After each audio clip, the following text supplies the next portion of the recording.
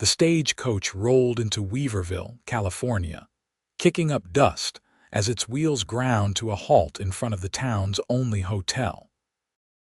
It was September 1875, and the gold rush that had once flooded the area with prospectors had long since quieted, though the town still thrived as a supply center for the remaining mines in Trinity County.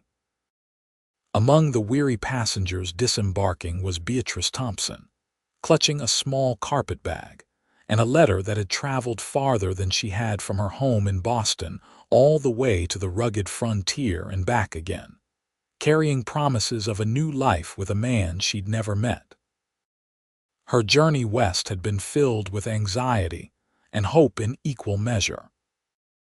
At 22, she had faced the harsh realities of life in the East, the death of her parents to influenza, the crushing debts they'd left behind, and the gradual realization that her options as a woman alone were painfully limited. The advertisement in the matrimonial news had seemed like Providence itself.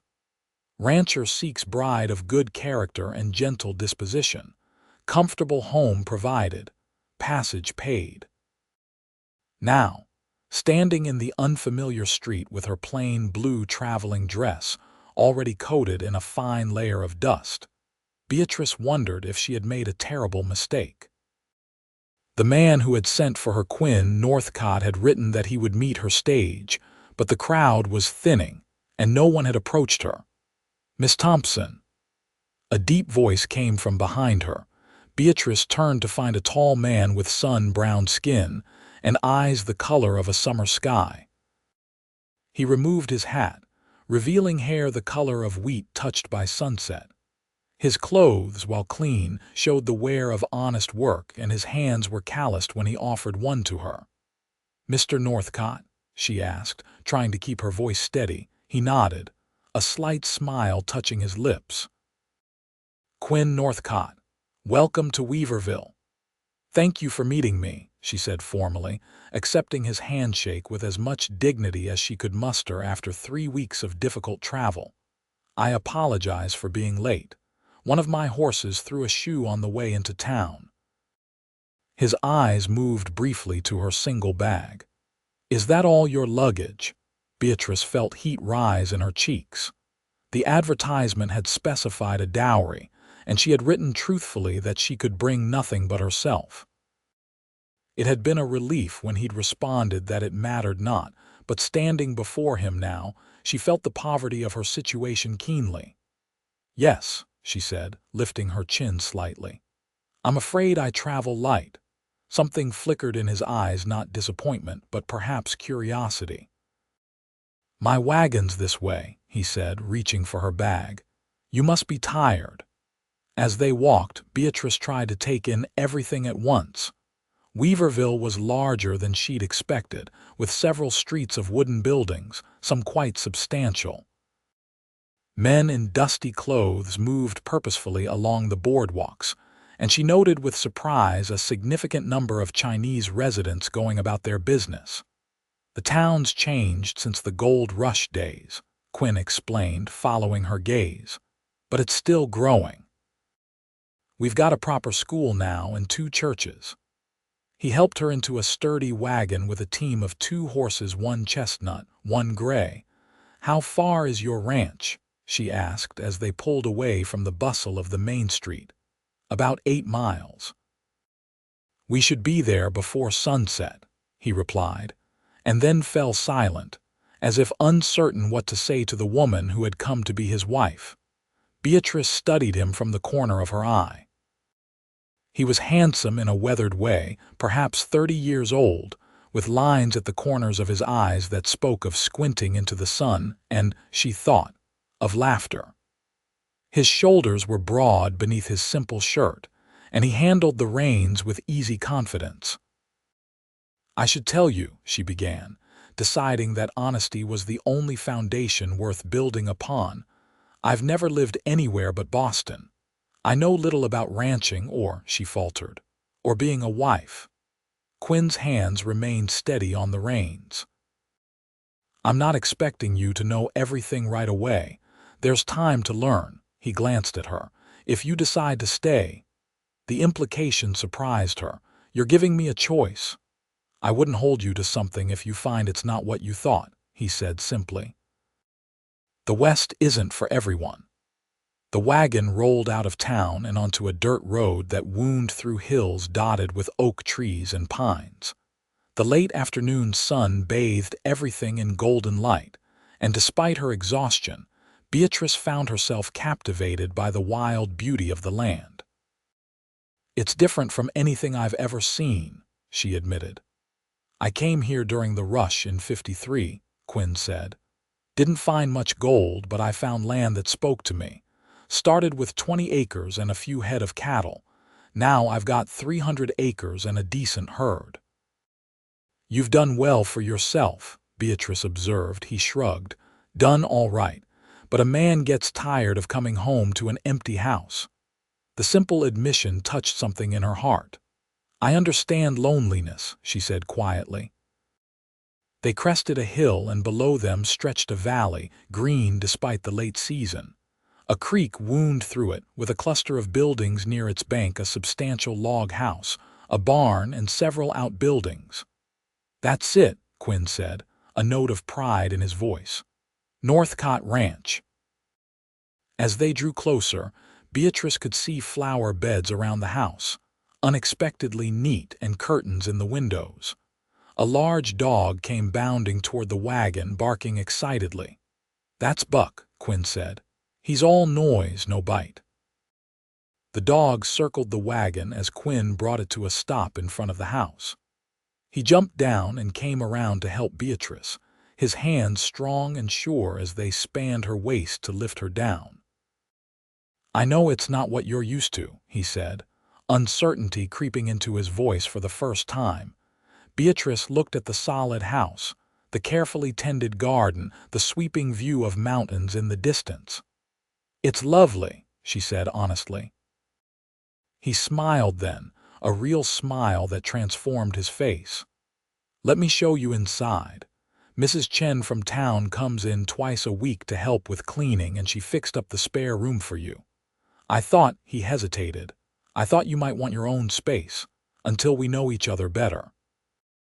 The consideration in this gesture nearly brought tears to her eyes.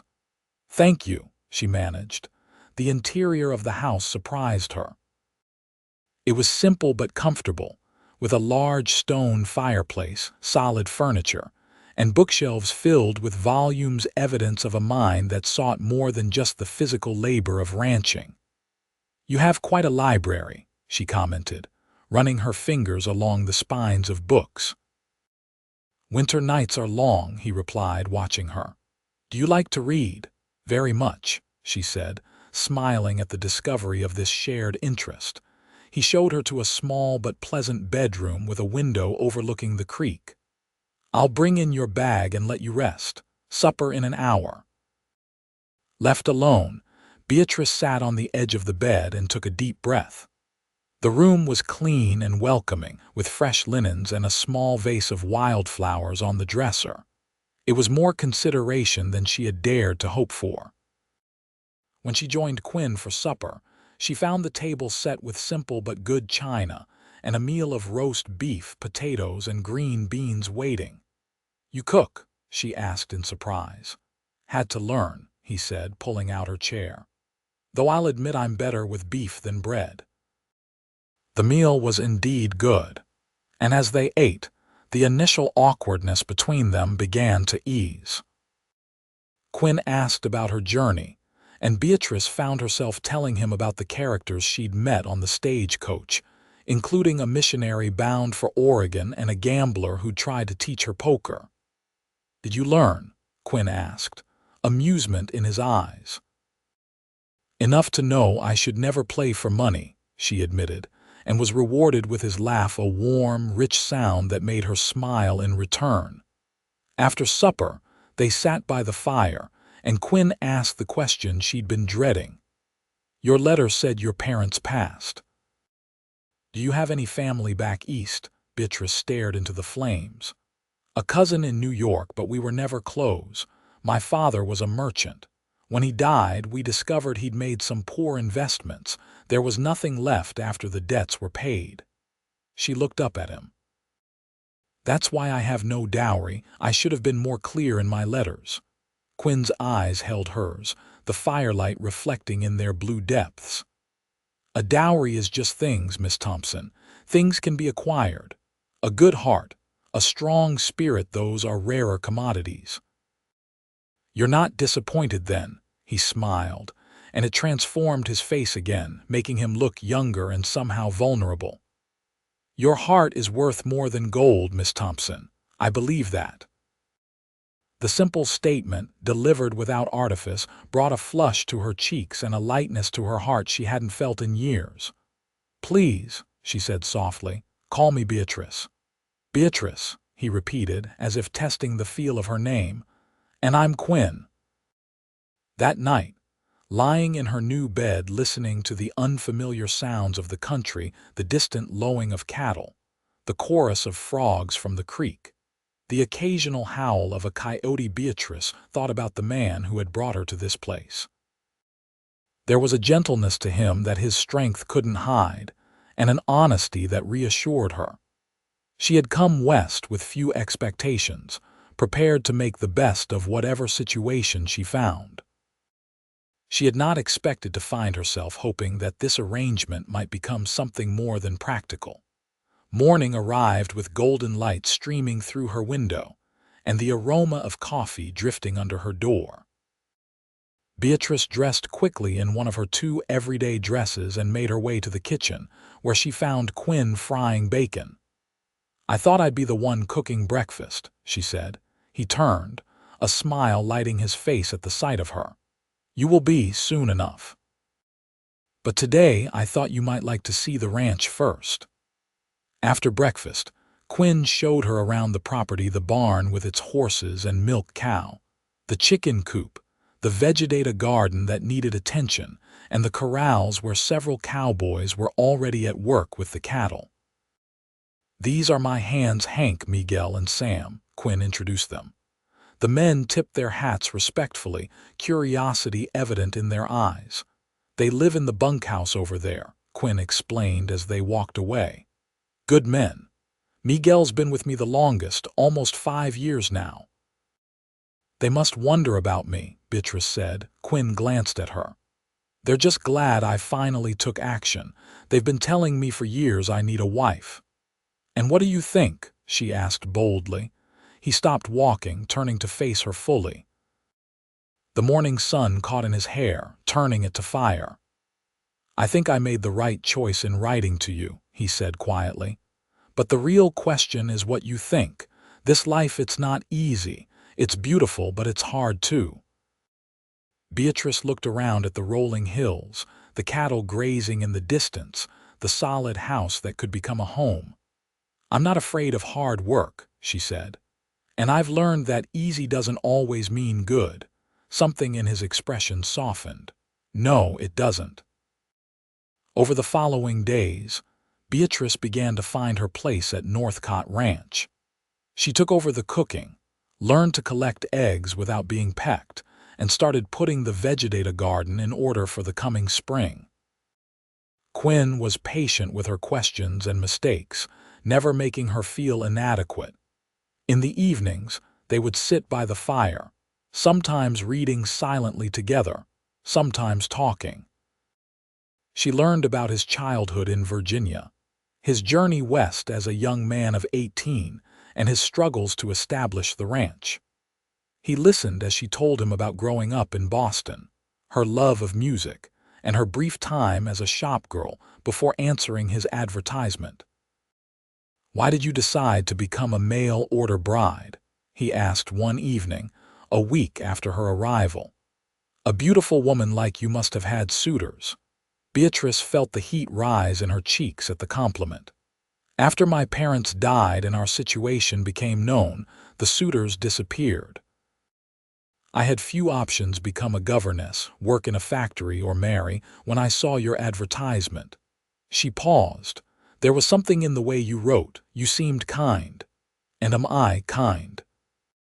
She looked at him then, this man who was still largely a stranger but who had shown her nothing but respect and consideration. "Yes," she said softly. "You are." 2 weeks after Beatrice's arrival, Quinn announced that they needed to go into town for supplies. She was eager to see Weaverville again, having only glimpsed it briefly on her arrival. The town was bustling with activity when they arrived. Quinn introduced her to various shopkeepers and townspeople they encountered, always referring to her as Miss Thompson, my fiancée. Each time he said it, Beatrice felt a curious mixture of excitement and uncertainty. They were engaged in name, but neither had spoken of when or if they would actually marry.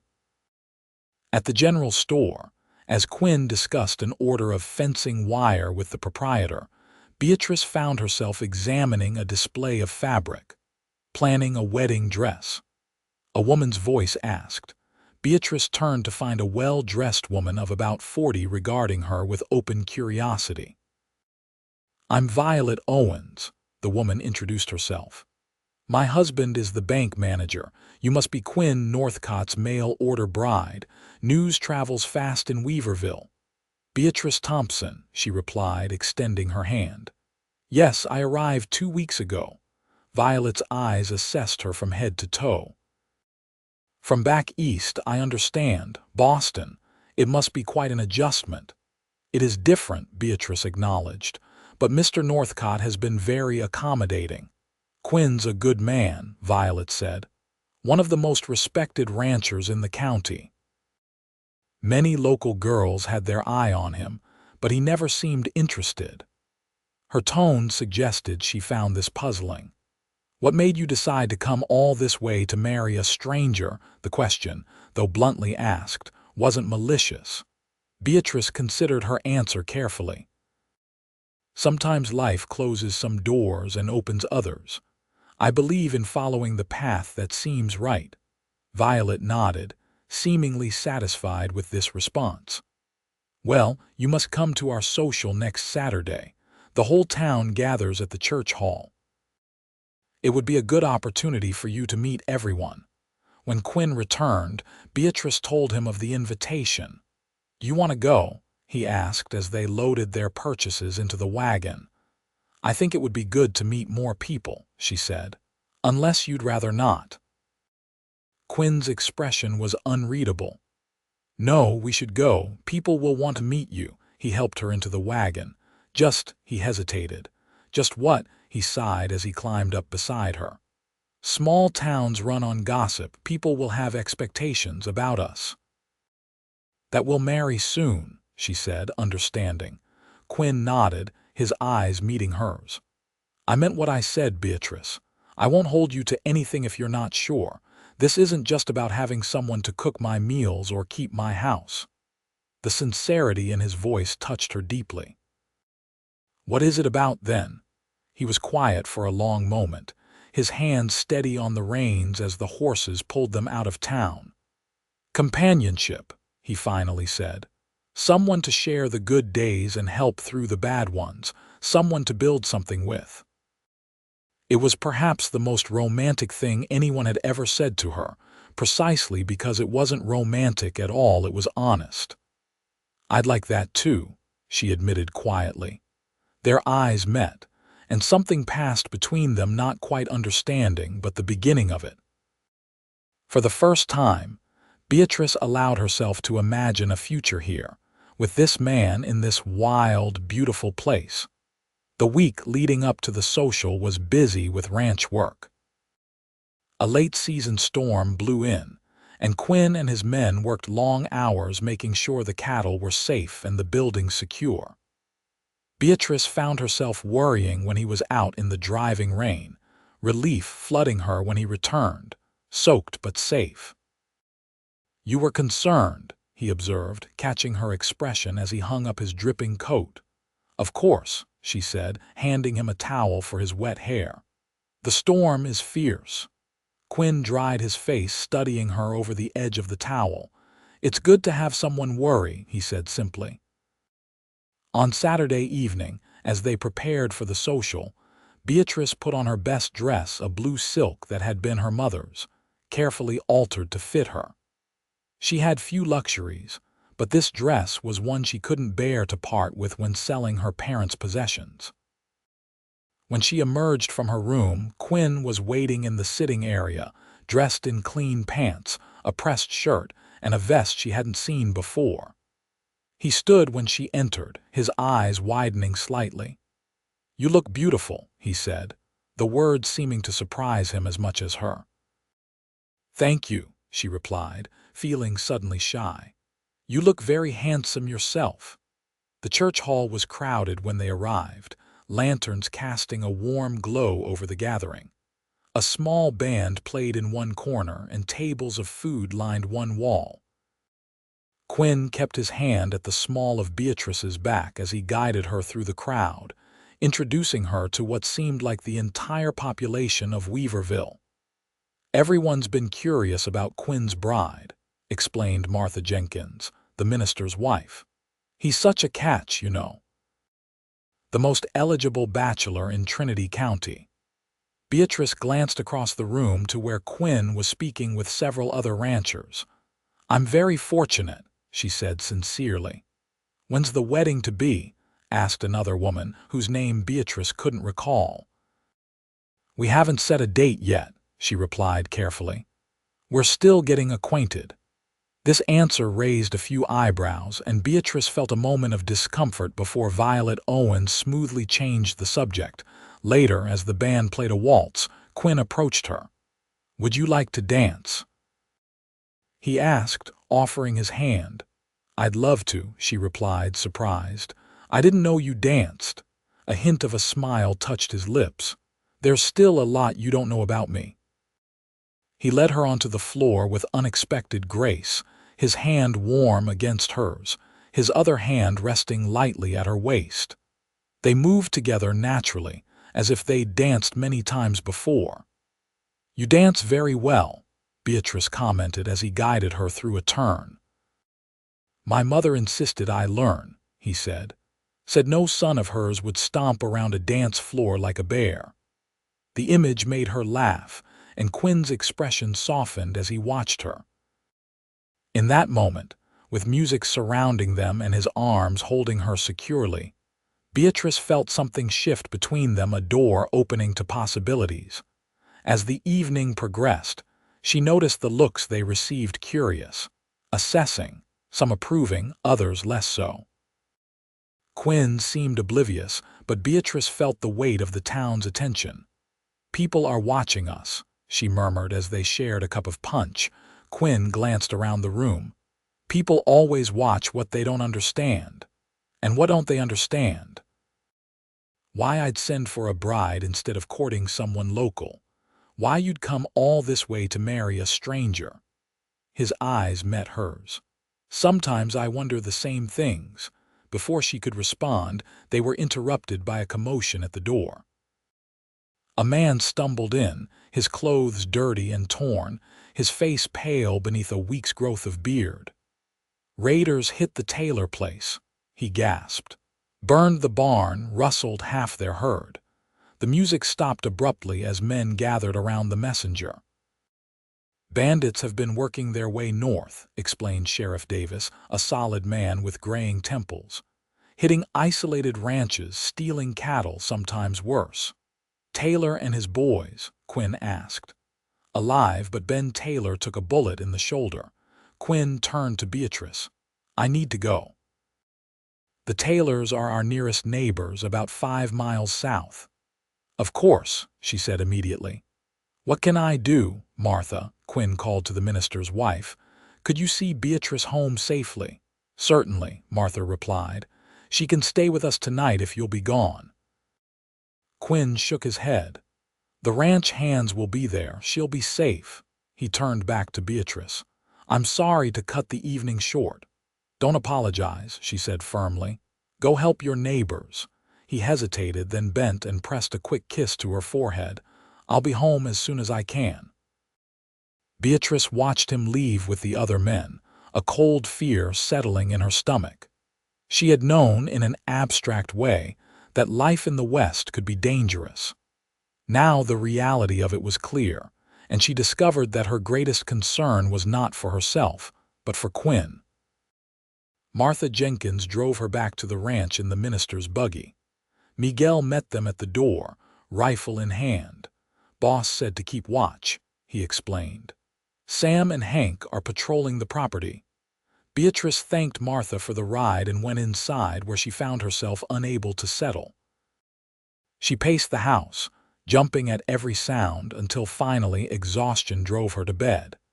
But sleep eluded her as she listened for hoofbeats that would signal Quinn's return. It was nearly dawn when she heard the horses.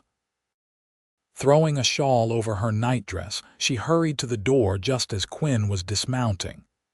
"You're safe," she breathed, relief washing over her. He looked exhausted, his face smudged with soot, but his eyes warmed at the sight of her. "I didn't mean to wake you." "I wasn't sleeping," she admitted. "What happened?" Quinn handed his horse's reins to Miguel and followed Beatrice into the house. "The Taylors will be all right. Lost about 40 head of cattle and their barn is a total loss, but they are alive." He sank into a chair at the kitchen table. "Sheriff's organizing a posse to track the raiders. I'll join them after I get some rest." Beatrice felt fear clutch at her heart again. "Is that necessary? Isn't that the sheriff's job? Everyone helps out here," Quinn said simply. "The Taylors would do the same for us." She nodded, understanding even as she worried. "Let me heat some water. You should clean up and rest before you go back out." While Quinn washed away the dirt and soot, Beatrice prepared a simple meal of eggs and bacon. They ate in companionable silence, the events of the night drawing them closer in a way that weeks of ordinary interaction might not have. "You should sleep," she told him when he'd finished eating. "I'll wake you in a few hours." Quinn caught her hand as she cleared his plate. "Thank you," he said softly. "For what?" "For understanding. For not being afraid." Beatrice gave him a small smile. "I am afraid, but I'm learning that fear doesn't have to stop you from doing what's right."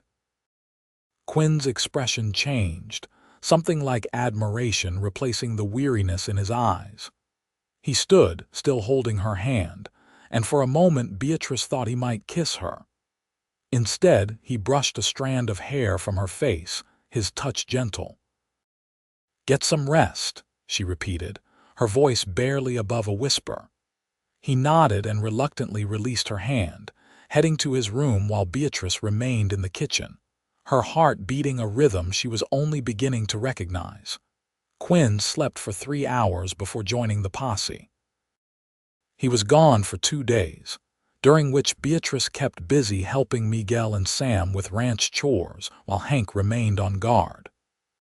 She discovered that physical labor helped keep her worries at bay, and by the time the men returned tired but successful, having recovered most of the stolen cattle and captured 2 of the rustlers, she had gained new confidence in her ability to handle the demands of ranch life. "You did all this?" Quinn asked in surprise when he saw the freshly weeded garden and the clean, organized pantry. "Miguel and Sam helped with the heavy work," she admitted. "But yes, I wanted to be useful." Quinn's expression softened as he looked at her. "You're more than useful, Beatrice. You're becoming essential." The words warmed her, and she saw in his eyes that he meant them not just in terms of the work she did, but in a deeper, more personal way. That evening, as they sat by the fire, Quinn broached a subject they had both been avoiding. "The social made me realize something," he began. "We've been living in a sort of in-between state. Not married, but not exactly courting either." He turned to face her fully. "I'd like to court you properly, Beatrice, to give us both time to be sure before we make any permanent decisions." The proposal, for that's what it was, a proposal of courtship rather than immediate marriage, touched her deeply. "I'd like that," she said softly. "Very much."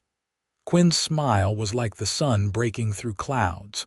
He reached for her hand, his touch sending warmth up her arm. "Then may I escort you to church tomorrow, Miss Thompson?" Beatrice laughed at the formality. "You may, Mr. Northcott." And so began a courtship unlike any Beatrice had known in Boston. Quinn brought her wildflowers he found while checking the herd, read poetry to her in the evenings, and took her on rides to show her the beauty of his land. They attended church socials and community gatherings, where Beatrice gradually formed friendships with other women in the area. As April turned to May, the days grew warmer, and Beatrice's garden began to flourish.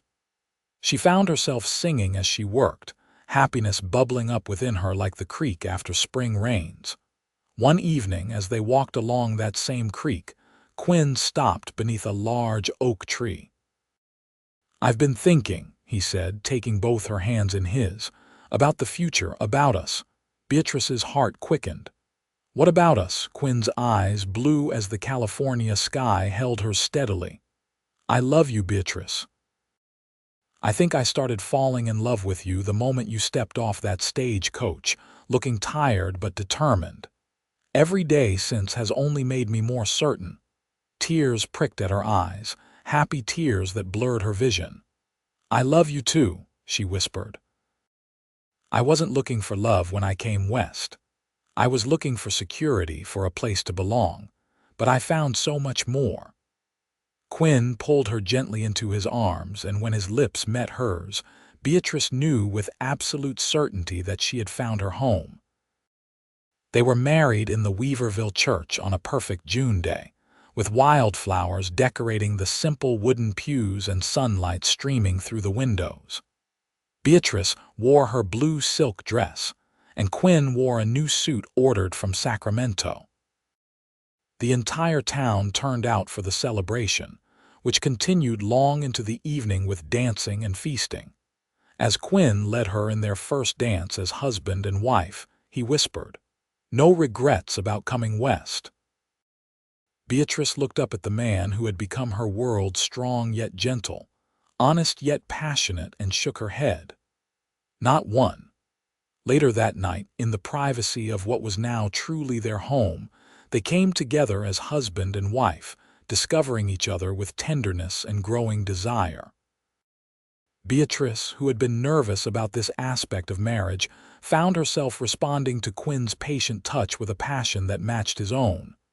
"You're trembling," he murmured, his hands gentle on her skin. "I'm not afraid," she assured him. "Just overwhelmed." His smile in the soft lamplight made her heart skip. "We have all the time in the world." And so they loved each other slowly, learning what brought pleasure, what brought joy, until they lay tangled together, breathless and amazed at the bond they had forged. Summer passed in a golden haze of happiness. Beatrice thrived as Quinn's wife and partner, taking pride in their home and in helping with the ranch. Her garden produced bountifully, and she learned to preserve fruits and vegetables for the winter ahead. Quinn taught her to ride properly, and soon she was accompanying him on his shorter rounds of the property. In August, a letter arrived from Boston, the first communication Beatrice had received from her old life. It was from her father's former clerk, informing her that a small investment her father had made years ago had finally paid off. There wasn't much money, but enough to constitute a modest dowry. "Look at this," she said to Quinn, showing him the letter and the bank draft it contained. "It seems I have a dowry after all." Quinn read the letter and handed it back to her with a smile. "What will you do with it?" Beatrice considered the question. "I'd like to use some of it to expand the garden next spring, and perhaps order some books for the school," she hesitated, "and save some. For our children someday." Quinn's expression softened at her words. "Our children," he repeated, pulling her into his arms. "I like the sound of that." In September, as the one-year anniversary of Beatrice's arrival in Weaverville approached, they received unexpected visitors. The Taylors, fully recovered from the spring raid, brought a heifer as a belated wedding gift. "Finest milker from our herd," Ben Taylor declared proudly. "A small thank you for Quinn's help after the raid." That evening, as they sat on the porch watching the sunset paint the hills with gold and crimson, Beatrice rested her head on Quinn's shoulder. "I've been meaning to tell you something," she said, her voice soft in the gathering dusk. Quinn turned to look at her, his expression curious. "What is it?" Beatrice took his hand and placed it gently on her stomach. "We're going to have a baby in the spring." Joy spread across Quinn's face, making him look younger than she'd ever seen him. "A baby," he whispered. "Our baby." He gathered her into his arms, holding her as if she were the most precious thing in the world. For a long while they simply held each other, too full of emotion for words. Finally, Quinn spoke, his voice rough with feeling. "When I sent that advertisement east, I was looking for a helpmate, someone to share the work and ease the loneliness. I never imagined I'd find the other half of my soul." Beatrice touched his face, memorizing the beloved features with her fingertips. "When I answered your letter, I was looking for safety, for a roof over my head. I never dreamed I'd find such happiness." Quinn caught her hand and pressed a kiss to her palm. "Remember what I told you that first night. Your heart is worth more than gold." "And yours," she whispered, "is the greatest treasure I could ever have found." As darkness fell over Northcott Ranch, Quinn and Beatrice remained on the porch, talking quietly of the future of the child that would join them in the spring, of the ranch that grew more prosperous each season, of the life they were building together. Stars appeared one by one in the vast California sky, and Beatrice thought that each one was like a blessing on the path that had led her west, to this man, this place, this love that had transformed her life. Their son, William, was born in April 1876, a healthy boy with his father's blue eyes and his mother's determined spirit. Quinn paced the porch during Beatrice's labor, only to dissolve into tears of joy when Martha Jenkins, serving as midwife, placed the swaddled infant in his arms. "He's perfect," Quinn whispered, bringing the baby to Beatrice's bedside. "Just like his mother." Life settled into a new rhythm with William's arrival. The ranch continued to prosper, and Quinn hired another hand to help with the increasing workload. Beatrice balanced motherhood with her contributions to the ranch, finding unexpected strength in herself with each new challenge. When William was 2, they welcomed a daughter, Elizabeth, whose arrival coincided with Quinn's successful bid to purchase the adjoining property, expanding the ranch to over 500 acres. Their family was growing alongside their holdings, and Beatrice sometimes marveled at how far she had come from the uncertain young woman who had stepped off the stagecoach. On a warm summer evening in 1880, as they celebrated their 5th wedding anniversary with a small gathering of friends, Violet Owens raised her glass in a toast. "To Quinn and Beatrice," she said, "who remind us all that the greatest riches aren't found in gold mines or bank vaults, but in the hearts of those we love." Beatrice's eyes met Quinn's across the table, and in them she saw reflected the same love, the same certainty, the same gratitude for the path that had brought them together. She had come west with nothing but hope and courage, and found everything she had ever wanted but never dared to dream of. Later that night, with their children sleeping soundly and the ranch quiet under a canopy of stars, Quinn held Beatrice close as they stood on the porch of the home they had built together. "Any regrets?" he asked, echoing the question he had asked on their wedding day. Beatrice looked up at him, this man who had seen value in her when she had nothing material to offer, who had given her space to grow into herself, who had loved her with a steadfastness that still amazed her.